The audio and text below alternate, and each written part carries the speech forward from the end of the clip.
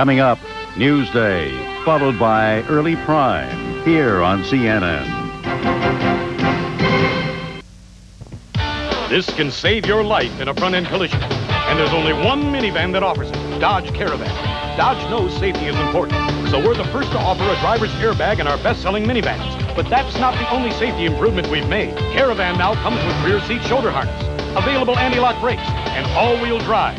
If safety is important to you, see your Dodge dealer for Caravan, the only minivan with a driver's airbag. Rieger's has it all. We're your one-stop Chrysler shop, US 30 in Valparaiso.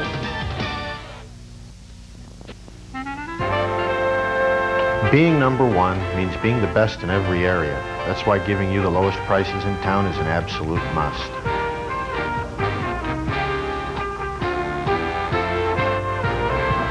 Just having competitive prices won't cut it. We must be lower, item for item, time after time. It's just that simple. At Leonard's Furniture, we just do it.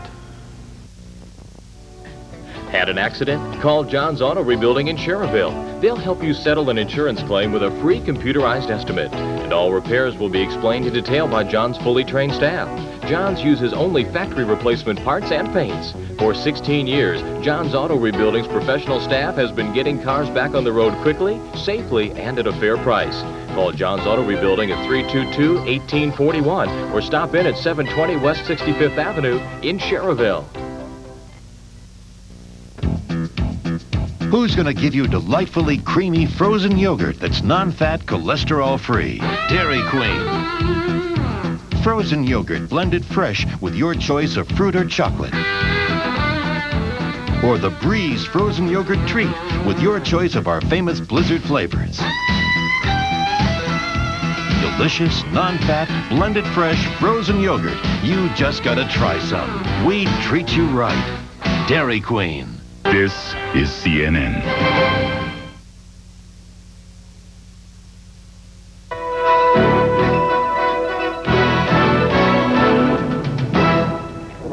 The prisoner exchange begins as Iraq releases 10 Allied prisoners of war.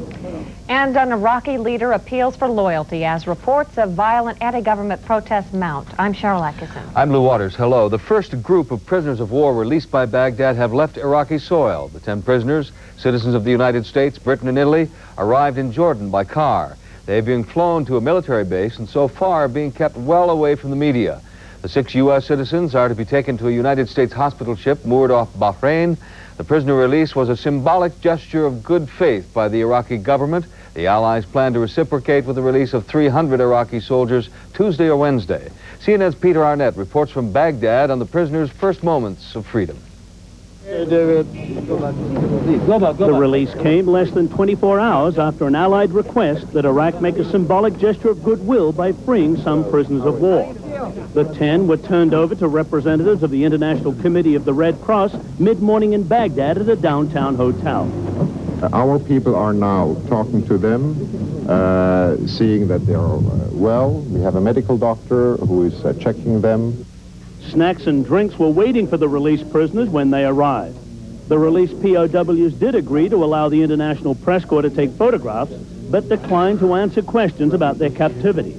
The American woman captive, Melissa Rathbone-Naley, told me in a conversation in the hallway that she felt fine. She smiled when a Red Cross official told her she was on the cover of a French magazine and famous. She answered, "Maybe I shouldn't go back home," and grinned. The Red Cross had been denied permission to visit the prisoners during their captivity. An official gave his assessment of their health after meeting with them. I think they're all for a non-medical in rather good shape. Our medical doctor has talked with them, has checked them, and it's up to him, and more particularly to, of course, the authorities of their respective countries to see that first, and then we will leave it to them and to the concerned former prisoners of war to explain themselves. Red Cross officials said they handed mail to the group from friends and loved ones prior to their departure. Have a safe trip. Thank you very much. C'est bon, huh? The journey to the Jordan border was expected to take about 8 hours. putting their arrival at around mid-evening local time. Most of the prisoners had weeks earlier been paraded in front of Iraqi TV cameras. They are all obviously happy to be heading home. Few other Allied prisoners are known for certain to be in Iraqi hands. Under the ceasefire agreement, all prisoners from both sides will be released relatively soon. Peter Arnett, CNN, Baghdad. In Cherry Hill, New Jersey, neighbors cheered and clanged a bell this morning to celebrate Iraq's release of a hometown hero, Navy Lieutenant Jeffrey Zahn. Zahn's family last saw him on television 6 weeks ago. Then he appeared dazed and puffy as Iraq paraded its Allied prisoners before the cameras. But today, Zahn's father says his son looked much better in television pictures showing his release. I think he looks good. He got all his senses. He's got his eyes, his arms, his legs, and he's walking with a little bigger. I'm great in order to get the hell out of there. You know? Any idea when you'll see him? And are you going to go anywhere to meet him? We don't know about that yet.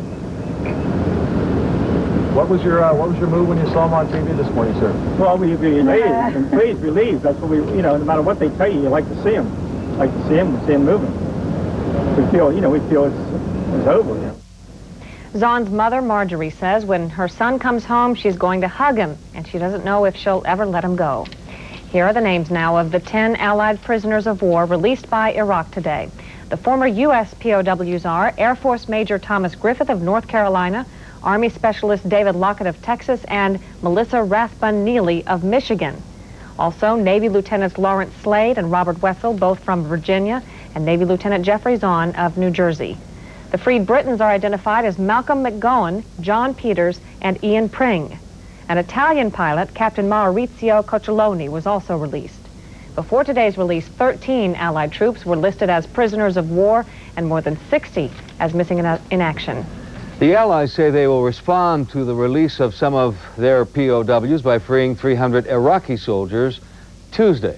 U.S. officials say it will take some time to release all Iraqi prisoners, estimated at 60 to 150,000. Some Iraqi captives are being held in Kuwait City. Many say they want to stay in Kuwait and stay out of Iraq as long as Saddam Hussein is in power. The U.S. has said no Iraqi soldier will be returned to his homeland against his will. Many of the Iraqi captives in Kuwait City are being held in crowded cells at police stations. The Iraqi POWs are taken into a courtyard several times a day for religious lectures and exercise, and they are allowed to cook their own food. Some Iraqi prisoners say they now are eating 5 times more than they did on the battlefield. Growing indications today that the Iraqi people are turning on Saddam Hussein after his crushing defeat by the Allied forces. Pentagon officials now confirm anti-government violence raging in at least 6 southern Iraqi cities, including Basra, the nation's second largest city. There have been reports that Iraqi tanks have turned on anti-government protesters, but the Pentagon says it can't confirm any of that and that the situation remains confused. Iran's official news agency quotes refugees fleeing from Basra, saying some Iraqi soldiers are joining the rebels and supplying the angry crowds with weapons. There also are unconfirmed reports that Saddam Hussein's oldest son was killed in the violence in Basra. Dissent also is said to be building in Baghdad, where citizens are just beginning to get first-hand reports from the war front. Despite the apparent unrest, official Baghdad radio is assuring citizens that Saddam Hussein remains firmly in control. As chaos reportedly grips some Iraqi cities, Kuwait begins the long and difficult process of returning to normal. Kuwait's crown prince arrived triumphantly back in Kuwait City today and immediately knelt to kiss the ground of his newly liberated homeland. Sheikh Saad Al Sabah is the first senior member of the royal family to return from exile in Saudi Arabia. The emir is expected to follow within the next few days. Meantime, in the streets, the jubilant gunfire and celebrations of liberation go on. Amid the glee, there are reports of people being accidentally killed by the celebratory shooting. The Kuwaiti resistance showed reporters what it says is an Iraqi torture chamber. Inside the bloodied facility was what appeared to be an electric shock device. There were also cattle prods, an array of knives and other weapons allegedly used on Kuwaiti civilians. Also today in the capital, Kuwaitis began forming bread lines, waiting for food and water taken for granted in the oil-rich nation before Iraq invaded. Still ahead on this Monday news day, troops prepare to return home. But some returning GIs may find coming home just as tough as leaving. Able to leap tall buildings in a single rebound. Yo, Patrick! But Kevin Johnson's faster than a speeding bullet. Woo! KJ! Phoenix versus New York. Tuesday at 8 on TNT. Bigger than life. Coming to video cassette. In the life of baseball legend Jackie Robinson, there is one story they never told. Charges include disturbing the peace. You go drive the bus and I'll sit where I please. Insubordination. Call me nigger again and I'll break you in two. You defend your position. You are your own best defense, Jack. And if I lose? You're finished. Go get him, Jackie Robinson. The court-martial of Jackie Robinson. Coming to video cassette from Turner Home Entertainment. Ziploc presents Fingerman. Hi, I'm here to demonstrate a big new idea. That's right, introducing the new Gripper Zipper from Ziploc. Now the easiest closing bag there is. In fact, I can even close it, whoa, blindfolded. I know it's closing because I can feel the zipper grabbing hold. It's locking. Feel it close the first time, every time. And you don't have to see it to believe it. Ooh. Ziploc bags with the new Gripper Zipper. The easiest closing bag there is. The New Yorker. It's been called the best magazine in the world, probably the best magazine that ever was. See if you agree. Call this number and get 52 weekly issues of the New Yorker for just $25.95. That's $65 off the cover price. Week after week, the quality of the New Yorker speaks for itself. So call 1-800-257-1257 for 52 weekly issues of the best magazine in the world. Yes, the New Yorker. Able to leap tall buildings in a single rebound. Yo, Patrick! But Kevin Johnson's faster than a speeding bullet. Woo! KJ! Phoenix versus New York. Tuesday at 8 on TNT. Bigger than life.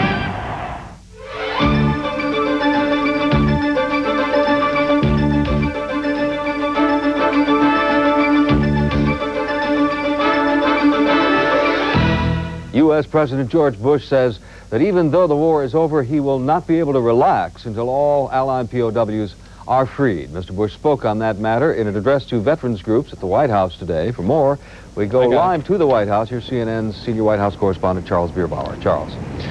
Blue White House officials are saying, and part of spokesman Marlin Fitzwater earlier today, that the early compliance with the ceasefire terms by Iraq represent the most positive actions that they've seen out of Baghdad in some 7 months now. However, the prisoners of war remain a concern of President Bush. Already, 10 coalition POWs, including several Americans, are on their way back home. But I'll tell you, I don't think any of us, particularly in this audience, and I know I speak for the three up here behind me in this stage, can relax at all until every single one of those prisoners is home and every single missing is accounted for to the best of the ability of the Iraqi forces, and also that the Kuwaiti detainees are returned, every single one of them. And that's our goal. There are, of course, thousands of unaccounted for Kuwaitis, and that is a matter that is probably going to take some time. In remarks to veterans groups here, the president said that he is satisfied with the progress so far on what he called a journey from war to peace. He showed satisfaction with the UN resolution, which was passed on Saturday, which continues to pursue compliance on the part of Iraq for all the preceding UN resolutions. The president himself will begin to make a round of consultations with his alliance partners. Next week, he will go up to Canada on Wednesday to meet with Canadian Prime Minister Mulroney, and then on down to the Caribbean to talk with French President Mitterrand on the island of Martinique, with a meeting with British Prime Minister Major to follow shortly after that. So a busy round of consultations, and the point being made here is that we are still only at a relatively early part of the peace process. Lou? Charles, any sense of anxiety at the White House about wrapping this up, getting the I's dotted and the T's crossed on the formal ceasefire? No, you really don't detect anxiety. In contrast, what you get is a sense of almost patience with the certain amount of time that it is going to take. a sense that there is not going to be a rush just to get a full and formal ceasefire signed, and to a degree that represents a caution based on the uncertainty of Iraq's government, whether Saddam Hussein himself will remain in power. Whatever is signed has to be signed with an authoritative government, and there's sort of a subtext here which suggests that since the U.S. and many of its partners have expressed satisfaction with the idea of Saddam Hussein not remaining in power, that there's a little time here to allow things to play out in Baghdad. The Pentagon told us about an hour ago, Charles, of what they called the confused state of violence in 6 southern Iraqi cities. Any reaction from the White House on that? Not a lot of detail here as to just what is going on, but there are officials here who suggest that indeed this represents all the suppressed hostility towards Saddam Hussein and his regime, that in fact what we are seeing in Iraq now is that kind of discontent that had been held under Saddam Hussein's military thumb for so long. So in one sense, it is looked on as, albeit distressing if it is extremely violent, but something of the natural outflow of Iraq trying to sort itself out. Charles Bilbrower at the White House. Gerald. Following up on that, we have a little more now on what the Pentagon has to say about those reports of anti-government unrest in Iraq, particularly the city of Basra. Iranian news reports say the fighting is between units of the Republican Guard and opponents of Saddam Hussein. But Pentagon officials say it's hard to tell who exactly is involved and who's winning. The situation in Basra is confused, but there is some conflict going on there. We see, for example, T-55 tanks, and that reads Iraqi Army. We see T-72 tanks, and that reads Republican Guards. And we're not sure they're both on the same side right now. In the vicinity of one of the holy places, there are large groups of citizens gathered. There was a large group of citizens gathered. It looks like there is some anti-regime resistance going on there, but whether it will be successful or not, don't know. Who's fighting who, we don't know. All we have are pictures from the air right now. We don't have anybody there. There are conflicts apparently in 6 or more other cities. And Dave, if you want to add to that, please do. That's absolutely correct. We see the problem has now spread to at least 6 cities, maybe a couple more than that. What we've seen are fires raging, not raging, that's the wrong term. We've seen buildings, structures, perhaps some government buildings that are on fire in some of those cities. We've also seen vehicles on fire in some of those cities. We've also seen military checkpoints set up at strategic intersections within some of those cities, which was exactly the kinds of things that we saw in place in Kuwait City. General Kelly went on to say that he doesn't think the unrest in Iraq poses a security problem to the Allied coalition, but he says things there could get worse if the Allies were to release all of their POWs now.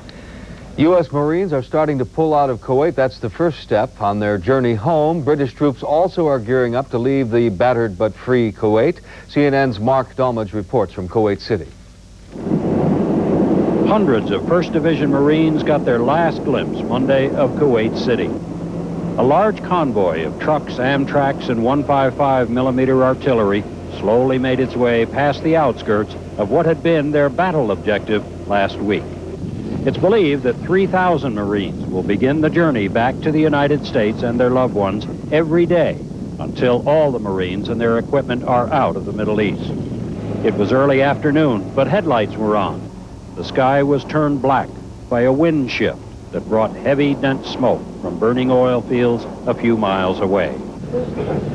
At about the same time, some 25 miles northeast of the city, British Defense Minister Tom King was paying a visit to Britain's 1st Armored Division.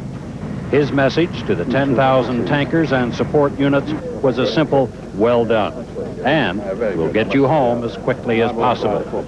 But King told a news conference the coalition had come a long way, and they would not begin to pull their combat units out precipitously. We want absolute clear assurances, and not just assurances, but in terms of the prisoners of war, we need to receive them.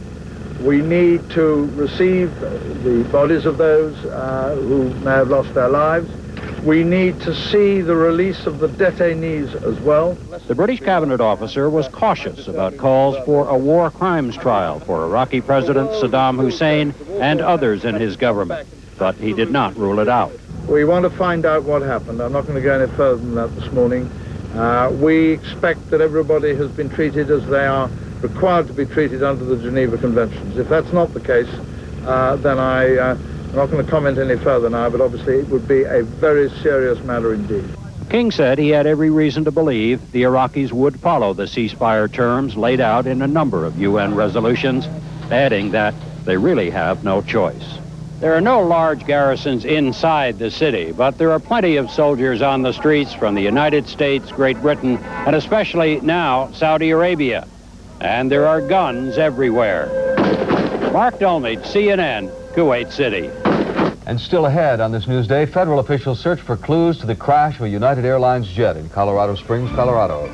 We'll also have the latest on a nursing home fire, also in Colorado Springs. That and more when we come back.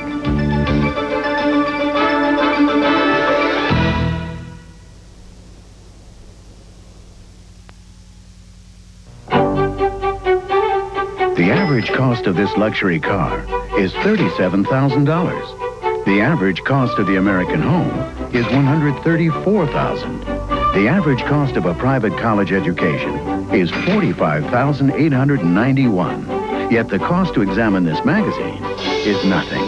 Just call this number now and we'll send you Money Magazine to examine risk-free. If you like it, do nothing and we'll continue your subscription with articles on better ways to cut your taxes, how to look for a smart investment that delivers exceptional returns. Money will show you ways to improve your lifestyle, get more value from your home. We'll even outline 12 steps to financial security. So in a world where costs are high and so are risks, take advantage of Money's risk-free offer. Call this number now. We'll send you your first issue of Money Magazine to examine risk-free. If you find Money is not for you, then just write cancel on the bill and send it back. The issue is yours to keep free. Otherwise, we'll continue your subscription with 12 more informative, entertaining issues for a total of 13, payable in 4 monthly installments of just $8.99 each. Your taxes average $4,800. A retirement plan costs $2,400 yearly. Yet these financial guides cost you nothing. Because if you call now, we'll also send you Money's Financial Advisor free. It's a 3-part series that helps you manage your taxes, retire worry-free, invest and win. So why not call now and examine your first issue of Money risk-free?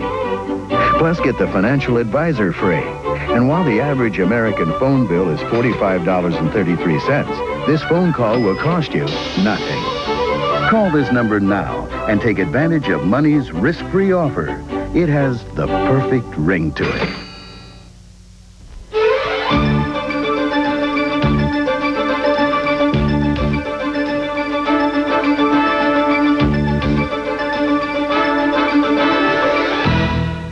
Today, the U.S. Supreme Court cleared the way for the building of a nuclear waste site in Nevada. A federal proposal to bury highly radioactive waste at Yucca Mountain is strongly opposed by the state government. Today, the justices let stand a lower court ruling. The ruling says Congress takes precedence over the state in deciding the use of federal land. The Nevada site would open by the year 2010 and would be designed to hold waste from nuclear power plants for 10,000 years. The Supreme Court today also refused to limit punitive damages that greatly outweigh actual losses. The court upheld a $1 million award to Alabama workers who were the victims of insurance fraud. The court says damages assessed as punishment aren't in themselves unconstitutional, although juries should have general guidelines. Some business groups and the American Medical Association had asked the court to restrict punitive damages. Federal investigators are trying to determine why United Airlines Flight 585 crashed Sunday in Colorado Springs. Authorities have said the pilot was warned of dangerous wind gusts before the 737 nosedived into a residential park and then exploded. All 25 people aboard the plane were killed. Local Sheriff Barnard Berry says there's not a great deal of that airplane left. He says they can't even find a chair. The cockpit voice recorder was found, and it's been sent on to Washington for analysis, but the flight data recorder, the so-called black box, has as yet not been located. There was another tragedy in Colorado Springs early today. A fire killed 9 residents at a home for the elderly. 14 other people were injured because of the fire, including 3 firefighters and 2 paramedics. 26 people were in the home when the fire broke out. A city official says flames were coming out of the roof When firefighters arrived, the official says the fire started in a room where smoking was allowed. In Lake Charles, Louisiana, 3 people died and at least 12 were injured in an explosion at a Citgo petroleum refinery last night. That fire burned for about 5 hours. Search crews found the bodies in the rubble today. Citgo officials say they're trying to determine if any workers are unaccounted for. The explosion occurred in a unit that uses heat and pressure to increase yield of gasoline from crude oil. The cause of the explosion has not been revealed. A 4th package of cyanide-laced Sudafed 12-hour capsules has been turned over to the FBI in Washington state. Authorities have linked 2 deaths and 1 illness with the product tampering. Makers of the product have issued a nationwide recall for all Sudafed 12-hour capsules, and consumers are asked to return any they have to the store where it was purchased. The FBI says the 4th tainted package was turned in by a consumer who heard the warning yesterday. A government witness in Miami has linked Manuel Noriega to Colombia's Medellin cocaine cartel. The damaging testimony came in the trial where 2 men named with the deposed Panamanian dictator in a 1988 drug and money laundering indictment. Testimony by a convicted drug smuggler today implicated Noriega as having helped the cartel distribute drugs in the United States. The Medellin cartel is among the largest and most violent cocaine operations in the world. Noriega is waiting federal trial on his drug-related charges. Still ahead on Newsday, across the U.S., hundreds of thousands of husbands and wives are waiting for the return of their soldiers. And some psychologists say after the happy reunion, there may be some problems to overcome. We'll have a report on that when we come back. Tonight, one of the... To stay in Kuwait as long as Saddam Hussein stays in power. I want to see my family. But if Saddam is there, there's no hope of going back, I guess. This soldier, wounded in battle, was hoping the Allied forces would hunt down his country's dictator. If anybody attacks Saddam from the people, he'll use chemical weapons against them, against his own people, the Iraqis. Iraqi foot soldiers stranded in Kuwait are in no shape to topple Hussein. Scores are hospitalized. All seem demoralized, misled from the beginning, they say, about the purpose and length of the occupation. Most Iraqi prisoners captured in or around Kuwait City have been brought to police stations like this one, the same places Kuwaiti officials say where Iraqi agents carried out hideous acts of torture. They use 2 of these. They put them this side and pull it harder. A Kuwaiti Air Force colonel showed us instruments of pain Iraqis had apparently left behind, and he gave us a tour of blood-stained rooms where he says Kuwaiti men and women were brutalized. I don't trust any Iraqis. Really, I don't trust any Iraqis. All of them the same. Even so, the colonel says there is no evidence that any of the nearly 200 Iraqi prisoners brought to this station committed atrocities, and even if they had, he says, they would be treated humanely. The prisoners are crammed into 6 jail cells, but are quick to say they know the accommodations are temporary and have no complaints. The prisoners are brought out to a courtyard several times a day for religious lectures and for exercise, and are allowed to cook their own food, much of it brought in voluntarily by Kuwaitis in the neighborhood. The prisoners here insisted they weren't lying about their feelings to please their Kuwaiti captors or their American visitors. This is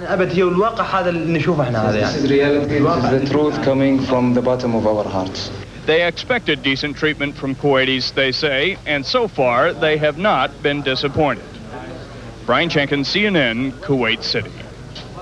And there are reports of increasing unrest from southern Iraq, with the Republican Guard turning its remaining firepower against Iraqis protesting Saddam Hussein. Witnesses say the Guard have shot women and children in some cases, but U.S. Army General Thomas Kelly says some Iraqi forces may pose a threat to Hussein. What you have on your hands, returning to Iraq, is a beaten army. And beaten armies can be politically dangerous. They were subjected to 8 years of battle in the Iran-Iraq War and lost 200,000. Most of the same people were dragged into this after they gave Iran back everything, forced into a cauldron which they could never understand, and were rapidly defeated, taking a lot of casualties. So I would guess that if they're human beings, and they are, they're thinking they got stabbed in the back by the regime and they present a threat to the regime. Protesters are reported to have killed government officials, including the mayor of Basra, the second largest city, a provincial governor, and Saddam Hussein's eldest son. Demonstrations have now been reported in 8 Iraqi cities. Iraq's Revolutionary Command Council has decided to pardon military deserters, draft dodgers, and absent without leave soldiers if they return to their units within a week. The decree was announced today on Iraqi radio. Deserters in Iraq would normally face execution. Secretary of State James Baker takes off Thursday for a whirlwind post-war diplomatic mission to Europe and the Middle East. The 9-day trip begins in Saudi Arabia. He'll also visit Egypt, Turkey, Israel, Syria, and the Soviet Union. He will also meet with the Emir of Kuwait, possibly in Kuwait City. British Prime Minister John Major is in Moscow for meetings with the Soviet president. He left today from London. Major is the first Western leader to visit since the crackdown in the Baltic republics occurred in January. During his 24-hour stay, Major is expected to express Britain's concern over the police action, but conversation is expected to be dominated by post-war security in the Persian Gulf. Hospitals in the Gulf were prepared for the worst, but Allied casualties were light, and many of the wounded were saved because fleet hospitals were ready, as Jim Hill explains. As Allied forces streamed into Kuwait and Iraq, commanders braced for a stream of casualties heading to battlefield hospitals. But the defeat of Iraq's army came so quickly, Allied casualties remained incredibly light. Thought I lost my leg at first. Lance Corporal Rodney Ramsey became one of the unfortunate few when a fellow Marine stepped on a landmine as the two of them walked just outside Kuwait City. I was more scared for my friend because I looked up and he was covered with blood and screaming. So I was just terrified for him because I thought he was going to die. But both Marines made it, in large part because so-called fleet hospitals like this one in Saudi Arabia are prepared for almost anything. This hospital was set up to handle up to 150 people each day, but during the entire course of the war, only 60 battlefield casualties were treated here, far fewer than anyone expected. According to doctors here, the result was a very high level of care for a war zone hospital. With small numbers, we were able to devote undivided attention and unlimited resources to each and every patient. 2 of the 60 troops treated here died from their injuries. The military says it always hopes for such a high rate of what it terms survivability. Jim Hill, CNN, Saudi Arabia. Police in South Africa say at least 24 people were killed in a clash between 2 rival factions. A senior official says at least 15 were wounded in hand-to-hand fighting yesterday outside a migrants' hostel in the Soweto township. Police also say an ANC member survived an assassination attempt today during a rally in the Natal province. 9 people died in an early morning fire at a retirement home in Colorado Springs. Authorities say at least 14 others were injured. The fire apparently began in a room where smoking was allowed. The fire department said there were no sprinklers in rooms or corridors in that home. Authorities in Seattle say a 4th package of cyanide-laced Sudafed has been turned over to the FBI. Already, the tampered sinus pills have killed 2 people, made another deathly ill, and forced a nationwide recall of the product. An FBI spokesman won't comment on possible motives and says the killings appear to be altogether random. Coming up, dollars and cents, some state governments are helping residents become homeowners for the first time.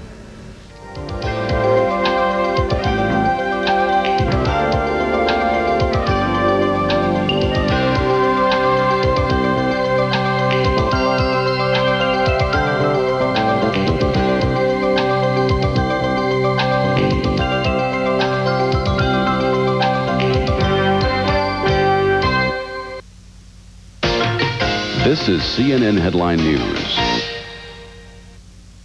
Antique furniture isn't just a hobby. It's my livelihood. Anytime a piece doesn't look beautiful, I lose a sale. That's why I treat all my wood regularly with Scott's Liquid Gold. You see, when I use Scott's Liquid Gold on this old tabletop, it looks rich and shiny, while the part where I didn't use Scott's Liquid Gold still looks old and dried out. The reason is because wood needs moisture regularly, just like your skin. And Scott's Liquid Gold isn't a wax. It's a special formula that penetrates wood to clean, preserve, and protect. I use Scott's Liquid Gold at home for the same reason, to protect and beautify my tables, chairs, desk, and all my fine furniture. I also use Scott's Liquid Gold on my kitchen cabinets and my paneling because it protects and beautifies. Use Scott's Liquid Gold once a month. It's a little more expensive, but a whole lot better for your cherished wood. When airmail took 96 hours to go from San Francisco to Hong Kong, guess who already made a fax machine? When a letter took 10 days to get from New York to London, guess who already made a fax machine? When it took 6 days for a postcard to go from Chicago to L.A., guess who already made a fax machine? And today, guess who already has a full line of plain paper laser fax machines? So if you want the most experienced and innovative fax in the world, guess who you should call?